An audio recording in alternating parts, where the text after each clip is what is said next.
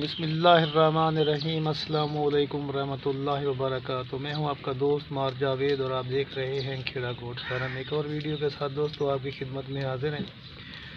आज की वीडियो में दोस्तों आपके लिए हैं बहुत ही खूबसूरत टेडी नस्ल की बकरी। दूसरा सुआ है, बिल्कुल तैयार है, 10 से 15 दिन देती है बच्चा देने में। और ख़ूबसूरत ब्रीडर से क्रॉस कराई थी, वो ब्रीडर मैं आपको दिखाता हूँ। ये सामने ये ब्रीडर मेरा खड़ा है, इससे क्रॉस कराई थी, इसी ब्रीडर से क्रॉस है। ये फार सेल है, माशाल्लाह बहुत अच्छी बकरी है, दूध वाली।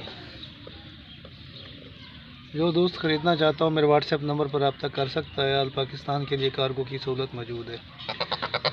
प्यारे दोस्तों, मेरा व्हाट्सएप नंबर 0307 440 8641। पाकिस्तान के तमाम बड़े शहरों के लिए कार्गो की सहूलत मौजूद है।